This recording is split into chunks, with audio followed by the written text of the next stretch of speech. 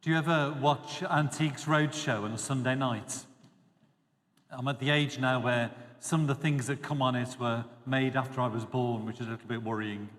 There was one guy on it once who brought on it a beautiful Rolex watch, and it was left to him by his dad. His dad was in the army, and he wanted to buy this watch, and it cost him a month's wages. He thought it would be great for scuba diving. But when he got the watch, it looked so beautiful, he didn't want to get any salt water on it. So he put it in the box, put it away, and never used it. And it stayed in that box for 50 years. And the guy who brings it into Antique Roadshow says, it's like family heirloom now, he said, sentimental value, I'd never sell it, but what do you think?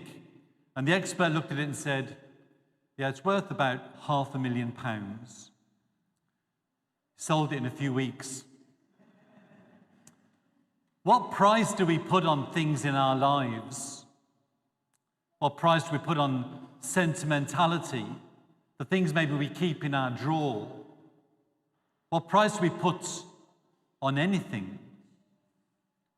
The gospel raises that question with us because there are some people who will sell everything they have in order to get something. What would we sell everything for? And there probably are things, if it was necessary and our health completely depended upon it, many of us would sell house, car, and everything. But what about for one of your children? Don't say which one. I know you would sell everything in order to save or protect a child of yours. So we have things in our lives, and we often set a lot of store on material things. But when it comes to the crunch, there are other things that are far, far more important. Years ago, I heard an old Sufi story, which I like. It's about a man who's begging, and he goes to some person's house, and the bloke inside said to the guy begging, look, I'm really sorry. He says, I've got no money, but I've got this old vase in the hallway. He says, take that, take it down the market. You might get a few pounds for some food and a place to stay for the night. Anyway, his wife comes back then a couple of hours later, and she says to her husband, great news, she said. I've just discovered that vase in the hallway is worth a fortune. He doesn't let her finish the sentence. He runs out the door, chases this guy down the road, catches up with the beggar, and says to the beggar, look, he says, that vase I gave you, I didn't realize at the time, but it's worth thousands of pounds. So when you sell it, make sure you get yourself a good price. And then he goes home again.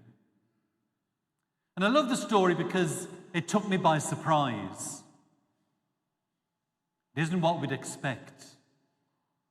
It showed someone with a measure of detachment and certain values. And time again in the Gospels, we're challenged, and people that met Jesus are taken by surprise at the priorities of God, which he says we should make our own. And so today's gospel in particular is saying to us, what about your faith in God, your relationship with Jesus? What about our souls? What price do we put on the kingdom? And Jesus gives those two simple little parables. A man who buys a field for the treasure, a man who sells everything he owns for the pearl. There's no price put on them. It's just everything. It costs nothing less than everything, whether we're rich or poor. And of course, it's not about our things. It's not about selling things, really. It's about how much value we place on our faith in Jesus. But if it came to the crunch,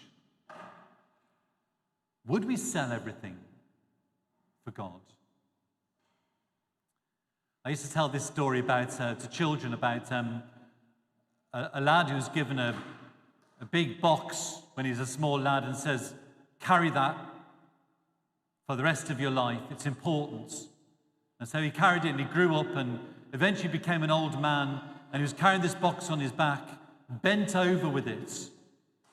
And as he's walking along, bent over with this box, somebody comes up to him and says, old man, what's in the box? He says, I don't know. He says, well, how long have you been carrying that box?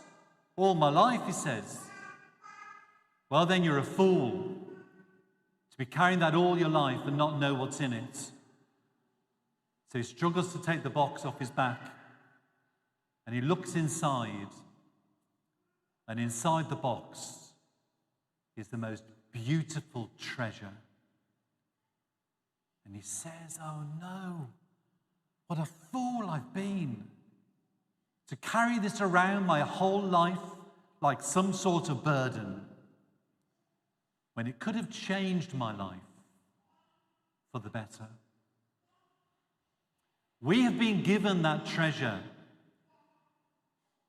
Sometimes we don't look inside and appreciate just how precious it is. Today's gospel is there to shake us up